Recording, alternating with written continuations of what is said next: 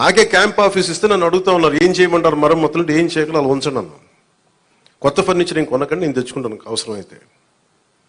అలాగే మన సెక్రటేరియట్ నుంచి స్టాఫ్ వచ్చారు, మీకు ఈ మధ్యన అసెంబ్లీకి వచ్చారు కదా, మీకు జీతం ఈ 3-4 రోజులు కలిపి మీకు 35,000 వస్తుంది మీకు అని సంతకాలు పెట్టే మనస్కరించాలి. నేనేమనుకున్నాను, జీతం తీసుకొని పని చేద్దాం అనుకుంటే యాక్చువల్గా లోపలికి వెళ్ళి పంచాయతీ నిధులను చూస్తూ ఉంటే డబ్బులు లేవు. పంచాయతీ శాఖలు ఎన్ని వేల కోట్ల అప్పులు ఉన్నాయో తెలియట్లా. ఒక్కొక్క హెడ్ తవ్వే కొద్దీ, అంటే ఒక్కొక్క దానికి ఏ హెడ్ కింద ఎంత ఖర్చు అవసరం అని తవ్వే కొద్దీ అసలు అనంతంగా లోపలికి వెళ్తానే ఉంది. మాకు ఒకటే అనిపించింది, ఇవన్నీ కరెక్ట్ చేయాలి. ఇవన్నీ ఇంత అప్పుల్లో మనకి పంచాయతీరాజ్ శాఖ ఉన్నప్పుడు నాలాంటూ డబ్బులు తీసుకోవటం చాలా తప్పు అనిపించింది.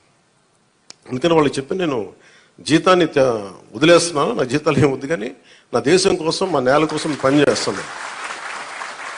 ఎందుకంటే ఇది పరిస్థితుల్లో మేము ఇచ్చే పరిస్థితులు ఉండాలి మనందరం.